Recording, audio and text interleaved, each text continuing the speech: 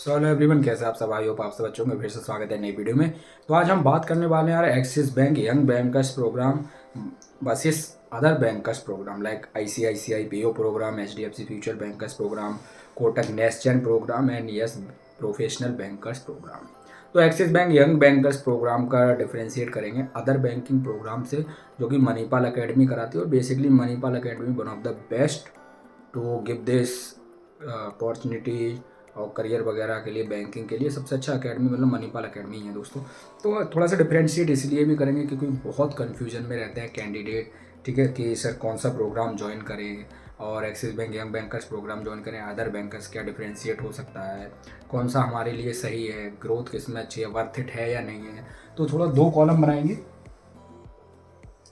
और ट्राई करूँगा short video में समझाने का, वरना मेरी वीडियो तो लॉन्ग तक जाती है। पहले में हम एक्सिस बैंक का ले रहे हैं, ठीक है, एक्सिस बैंक का, ठीक है, young bankers program. Academy Manipal है, बाकी remaining ICICI bank, HDFC, Kotak, और सिमिलरिटी भी थोड़ा बताऊंगा, ठीक है, सिमिलरिटी बहुत ज़रूरी है, और यस बैंक, ठीक है, सिमिलरिटी जानना जरूरी है, ठीक है। और इन सबको कंडक्ट कराता है मणिपाल अकेडमी, ठीक है, मणिपाल अकेडमी। और ठीक है, फर्स्ट इसको भी मणिपाल अकेडमी कराता है, एनआईआईटी भी कराता है, बट मेरा प्रेफरेंस तो यही रहेगा आप लोगों के लिए कि ट्राई कीजिए मणिपाल अकेडमी से आपका कोर्स स्टार्ट हो, ठीक है, मणिपाल अकेडमी से आप करें। अब सबसे पहले हम जान लेते हैं Axis bank young bankers program में बेस्ट, देखो डिफ्रेंशिएट क्या क्या आते हैं, मैं सबसे पहले आपको बताता हूँ। पहला डिफ्रेंशिएट आता है आपका एज को लेकर। बेस्ट पार्ट ये है कि 35 ईयर्स तक के कैंडिडेट एलिजिबल है। यहाँ पे 27 लास्ट हो जाता है, ठीक है, 27 ईयर्स लास्ट है, पहला डिफ्रेंशिएट। दूसरा देखो यहाँ पे 35 साल का एज रिलैक्सेशन है आपको, यहाँ पे 20 ईयर्स का लास्ट है, ठीक है, 20 ईयर्स से ऊपर के लोग कैंडिडेट एलिजिबल नहीं है। अब दूसरा क्या डिफ्रेंशिएट आता है, ठीक है, एलिजिबिलिटी वगैरह आप सब ज़्यादातर जानते होंगे, मैं डिफ्रेंशिएट नॉर्मल क्रिएट कर दे रहा हूँ ताकि आपको पता चले कौन सा सही है। हाँ चलिए एक बार परसेंटेज की बात कर लेते हैं। यहाँ पे 50% अगर आपका है, ठीक है, और 50% किस किस में होना चाहिए, 10 प्लस 12 प्लस आपका जो भी ग्रेजुएशन है यूजी, तो आप एलिजिबल हैं, ठीक है। यहाँ पे मोस्टली 55% मांगा जाता है, शायद एचडीएफसी में 50 है, बट फिर भी 55 लेके चलते हैं, 10 प्लस 12 प्लस यूजी होना चाहिए कंप्लीट। अब हम बात करते हैं यहाँ पे पोस्ट क्या मिलती है। पोस्ट बहुत मैटर करती है। फिर हम बात करेंगे कि सैलरी, सैलरी मतलब सीटीसी, ठीक है, सैलरी सीटीसी मिलता है। चलिए पोस्ट की अगर हम बात करें तो आप सब जानते हैं यहाँ पे एएम मिलता है, असिस्टेंट मैनेजर। यहाँ पे पोस्ट की अगर हम बात करें तो डीएम 1, और असिस्टेंट मैनेजर से डीएम 1 बनने में आपको लग जाते हैं, अगर हम बात करें सिंपल सा, मिनिमम 2 ईयर्स।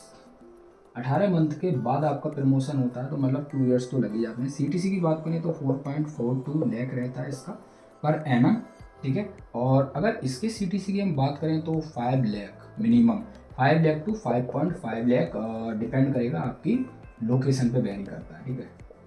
लोकेशन पे मेट्रो सिटीज़ में कुछ और होगा, रूरल एरिया में कुछ और होगा। तो डिफरेंशिएट की हम बात कर रहे थे ना, वही मैं आपको यहाँ पे बता दूंगा क्या क्या आता है, ठीक है, सैलरी। और अब हम यहाँ पे बात करें, देखो मेन डिफरेंशिएट हम यहीं से करके चलते हैं, ज़्यादा लंबी वीडियो क्यों खींचना, फालतू का टाइम ख़राब नहीं करना चाहिए किसी का। तो मेन देखो सबसे ज़्यादा बड़ा डिफरेंशिएट है आपकी पोस्ट को लेकर, यहाँ पे AM 1 और यहाँ पे DM 1। तो जिनका एज 27 साल से नीचे है, बिलो 27 ईयर हैं, तो भाई आपको आईसीआईसी, एचडीएफसी या कोटक के प्रोग्राम में जाना चाहिए। इवन यस का अभी शायद स्टार्ट नहीं हुआ है, आया नहीं है। तो इस प्रोग्राम में फर्स्ट प्रेफरेंस रखना है ICICI, second HDFC, third Kotak. अगर इन तीनों में से कोई सा भी मिल जाता ज्वाइन कीजिए। अगर आपकी एज 27 साल के आसपास है, उससे नीचे है, उससे ऊपर हो गई है, फिर तो आप 35 ईयर्स तक एक्सिस का यंग बैंकर्स प्रोग्राम ज्वाइन कर सकते हैं। और यहाँ पे एक रिलैक्सेशन है आपको परसेंटेज को लेकर, अंडर ग्रेजुएशन में 50% है, यहाँ पे 55 मांगते हैं ज़्यादातर, तो ये थोड़ा सा है।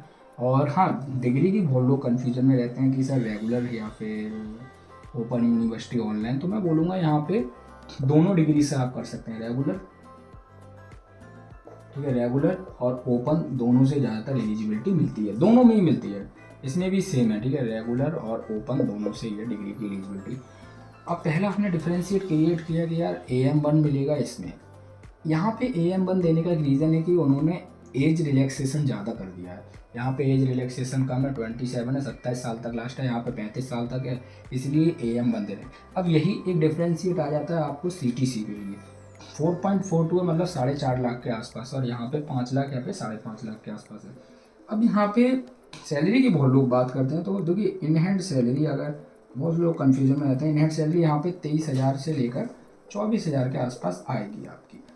थोड़ा बहुत ऊपर नीचे होगा, 25 जा सकती है, 23 तो रहेगी। ठीक है, यहाँ पे आपकी सैलरी को लेकर बेस्ट पार्ट ये है कि मिनिमम 32 और मैक्सिमम 36 तक जाएगी मंथली। ठीक है, ये मैं कंप्लीट 1 ईयर डिप्लोमा के बाद बता रहा हूँ। ऑन जॉब ट्रेनिंग में भी सैलरी मिलती है, इंटर्नशिप में भी मिलती है। ठीक है, अब मेन डिफ्रेंशिएट हमने किया था, सबसे पहले ग्रेड में आ जाता है, फिर आपके सैलरी CTC में डिफ्रेंशिएट है, बिल्कुल है, ये 2 डिफ्रेंशिएट निकल गए। अब देखिए यहाँ पे बेनिफिट जानिए, यहाँ पे एक्सिस बैंक में है आपको एज को लेकर बेनिफिट, वो यहाँ पे नहीं मिल रहा है। यहाँ पे 27 साल तक के कैंडिडेट हैं, इसलिए ये पहला।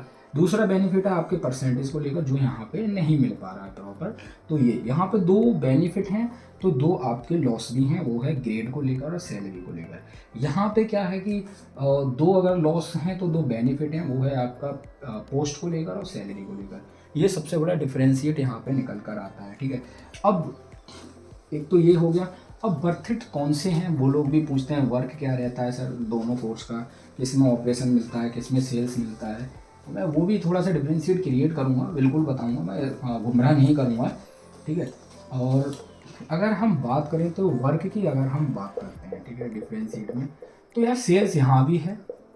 ठीक है, और अगर बात करें तो सेल्स यहाँ भी है। ठीक है, डिपार्टमेंट की हम बात करें तो बिल्कुल ब्रांच बैंकिंग यहाँ भी मिलेगा, रिटेल मतलब सेल्स, यहाँ भी ब्रांच बैंकिंग ही मिलेगा,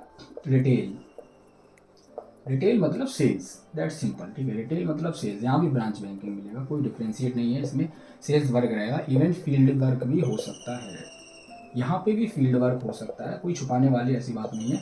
और ये मेल फीमेल दोनों के लिए है सेम, मेल और फीमेल दोनों फील्ड वर्क कर सकते हैं।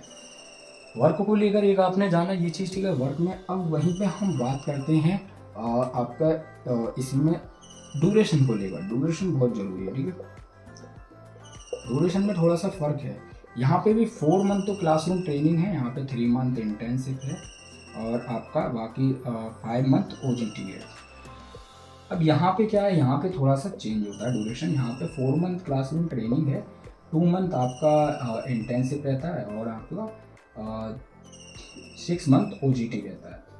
तो ये फ़र्क करता है थोड़ा ड्यूरेशन, इसमें इंटर्नशिप का 1 मंथ ज़्यादा, 1 मंथ ऐड है, और इसमें आपका 1 मंथ ऐड है ट्रेनिंग का, OJT का, ऑन जॉब ट्रेनिंग का। तो ये थोड़ा सा फ़र्क कह सकते हैं आप। ठीक है, बाकी तो मेन फ़र्क आपका जो आएगा डियर, दोनों कोर्स एक बार मैं लिख दे रहा हूँ। देखो दोनों में आपका सेल्स रहेगा, टारगेट बेस्ड जॉब है, दैट सिंपल। ठीक है, सेल्स है और टारगेट बेस्ड जॉब है, दोनों ही टारगेट बेस्ड जॉब है, प्रेशर टारगेट दोनों रहेगा। ठीक है, अब बर्थ इट पूछते हैं कौन सा सही है सर, कौन सा ठीक नहीं है, थोड़ा सही है हमें बता दीजिए, ये भी ज़रूरी है जानना भाई। देखो क्योंकि इस फीस की अगर हम बात करें तो अप्रॉक्सीमेटली दोनों का ही फीस बात करते हैं तो हम लोग 2.5 लाख प्लस ही है, दोनों का सेम है 2.5 लाख प्लस।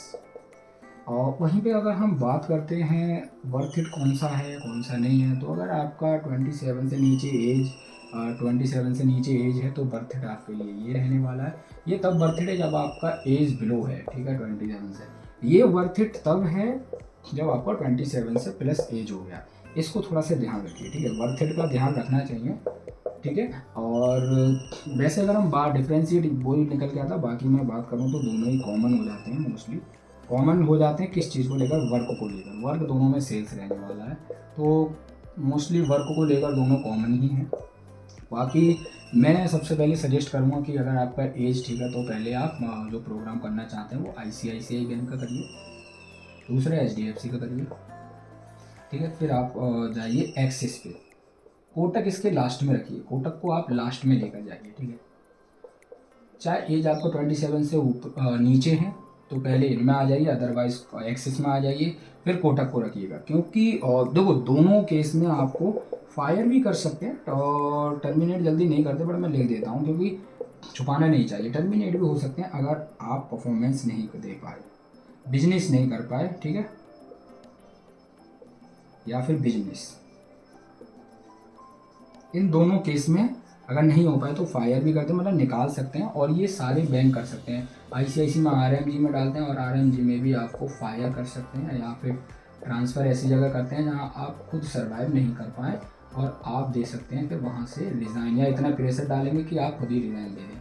तो ये हर बैंक में same, like HDFC, Kotak same, और Axis bank also same, fire and termination, ठीक है। और पीआईपी मेल आता है एक्सिस बैंक में ज़्यादातर, जिसमें 3 मंथ का आपको वार्निंग दिया जाता है, मे बी 3 पीआईपी मेल का कुछ ऐसा होता है, ये ध्यान रखिएगा। बट यहाँ भी फायर पॉलिसी, टर्मिनेट पॉलिसी, यहाँ भी RMG fire policy, terminate policy है। तो ये पूरा डिफरेंशिएट है। बाकी सेल्स वर्क रहने वाला है, माइंडसेट क्लियर रखिएगा। ऑफलाइन होते हैं दोनों कोर्स, बेंगलोर में मणिपाल अकेडमी कराएगा दोनों, ठीक है, ऑफलाइन कोर्स हैं। और बेंगलोर में मणिपाल अकेडमी कराएगा, ये भी है, ठीक है, दोनों ऑफलाइन, सेम ऑफलाइन, ठीक है। और हाँ, पोस्टिंग की हम लोग बात करते हैं तो होम टाउन बहुत कम मिलता है, दोनों में होम टाउन का कोई चांस नहीं है। सेम यहाँ भी कोई चांस नहीं है। होम स्टेट भी कुछ बच्चे पूछते हैं, सर होम स्टेट बताइए। होम स्टेट में 50% चांस होते हैं, दोनों में 50% चांस है। बाकी पैन इंडिया में आपका कहीं भी आपको पोस्टिंग मिल सकता है, सेम पैन इंडिया में कहीं भी मिल सकता है आपको, ठीक है। तो ये चीज़ ध्यान रखिएगा, ठीक है, पैन इंडिया में कहीं भी पोस्टिंग मिल सकता है। इस चीज़ पे मत रहिए कि होम स्टेट बोला है, होम टाउन बोला है मिल जाएगा, ऐसा ज़रूरी नहीं होता, ठीक है, नहीं भी मिलते हैं। इसमें 50% चांस रहते हैं, चांस इसमें भी 50% लिख ही लीजिए, बट बड़ा ही मुश्किल है कि यार होम टाउन मिले। होम स्टेट में 50% चांस लेकर चलते हैं, बाकी तो अपना जो है पैन इंडिया ही रहता है, इनका जो पोस्टिंग मिलेगा आपको, ठीक है। बस यही डिफ्रेंशिएट था। एक्सिस बैंक में आपका लास्ट में जाते जाते एएम और सैलरी का डिफरेंट रहता है, पोस्ट और सैलरी का ज़्यादातर, ठीक है, पोस्ट और सैलरी का डिफ्रेंशिएट है इसमें। इसमें हायर पोस्ट में आ जाते हैं आप, इसमें थोड़ा लोअर पोस्ट में जाते हैं, लोअर सैलरी भी रहता है। तो इसमें थोड़ा पोस्ट को लेकर लोअर है और इसमें थोड़ा सा हाई रहते हैं आप। बाकी sales pressure, target, everything is same. बस एज की वजह से ये प्रोग्राम वर्थ इट है जब आपका 27 से प्लस है, ये वर्थ इट है जब 27 से माइनस है, मतलब बिलो है। ऊपर जा रहा है फिर आप एलिजिबल ही नहीं है, नॉट एलिजिबल, यहाँ पे आप एलिजिबल हैं। तो इसलिए एक्सिस बैंक अपने आप में यंग बैंकर्स प्रोग्राम बहुत ही बेस्ट प्रोग्राम रहने वाला है। अगर आप 27 से ऊपर हो चुके हैं, बैंकिंग में करियर बनाना चाहते हैं, और जो कि प्राइवेट बैंक है भाई, ट्रांसफ़र, फायर पॉलिसी सब अप्लाई होती हैं। सेल्स वर्क रहता है, टारगेट रहता है, सुनने को मिलेगी, बट करियर तो स्टार्ट करना है ना, काम तो करना है ना। और देखो, अगर काम करना है, आपको अपना करियर बनाना है, तो दूसरे की ज़्यादा मत सुनिएगा, ज़्यादा ध्यान मत दीजिए। हर इंसान में काम करने की क्षमता, कैपेबिलिटी अलग होती है। पिछले 3 साल से मैं भी कॉर्पोरेट में हूँ, मेरी काम करने की क्षमता दूसरों से अलग है, डिफ्रेंशिएट है। मैं एक टाइम में 4-5 काम भी हैंडल कर सकता हूँ। तो वो हर इंसान की अपनी अपनी क्षमता होती है काम करने की, ठीक है, मोटिवेशन होता है, स्किल्स होती हैं। तो दूसरे को देखकर आप अपना करियर मत ख़राब कीजिएगा। ऑलवेज रिमेंबर, अगर आपको अपॉर्चुनिटी है, मौका मिल रहा है, ज्वाइन कीजिए, ट्राई कीजिए। सबसे पहले हम सीखें, सीखना क्या है, फाइनेंशियल प्रोडक्ट के बारे में सीखिए, कम्युनिकेशन स्किल्स को स्ट्रॉन्ग कीजिए, बैंकिंग की नॉलेज लीजिए। देन आप फिर प्रैक्टिकली वर्क पे जब आप फील्ड में आएंगे, फील्ड का कहने का मतलब है जब ब्रांच में आए या फिर किसी भी ऑपरेशन डिपार्टमेंट में जाएँ, ऑपरेशन डिपार्टमेंट के 10% चांस है कि आपको मिल जाए, चाहे आईसीआईसी और एचडीएफसी कुछ भी, ज़्यादातर सेल्स या फिर रिटेल डिपार्टमेंट, जहाँ सेल्स और ऑपरेशन दोनों इंक्लूड रहते हैं। बट भाई, करियर स्टार्ट करना है ना, आगे बढ़ते रहिए। दूसरों को देखकर अगर खुद चलेंगे तो थोड़ा सा पीछे रह जाएंगे और सामने वाला आगे निकलता चला जाएगा। दूसरों से एडवाइस लेने से अच्छा है कि आप अपने आप को ऐसा बनाइए कि आप एडवाइस देना स्टार्ट करें। तो मैं तो यही कहूँगा कि भाई वर्थ इट है, दोनों प्रोग्राम दोनों ज्वाइन करने चाहिए। सीखने के पर्पज़ से ज्वाइन कीजिए। मणिपाल 100% जॉब देता ही देता है। सर्वाइव करना भी हमारे हाथ में होता है, सेल्स करना, सारी चीज़ें। और किस्मत अच्छी रही, मेहनत करेंगे तो आगे निकलेंगे। बाकी तो कुछ चीज़ें अपने ऊपर डिपेंड है, कुछ ऑर्गेनाइजेशन पे भी डिपेंड रहते हैं, ठीक है। और टाइम टू टाइम सैलरी आती है, नो डाउट। आपके अगर ट्रांसफ़र, डिज़ाइन वगैरह ये सब लगा रहता है। इन्हीं ऑर्गेनाइजेशन में इंसान ही ज़्यादातर काम करते हैं, कंप्यूटर को चलाने वाले इंसान, कोई रोबोट वगैरह काम नहीं करते। लास्ट में जाते जाते यही कहूँगा कि यार अपने ऊपर थोड़ा ध्यान दीजिए, अपॉर्चुनिटी मिस मत कीजिए, काम करना स्टार्ट कीजिए और सीखना स्टार्ट कीजिए, तभी आप आगे बढ़ेंगे।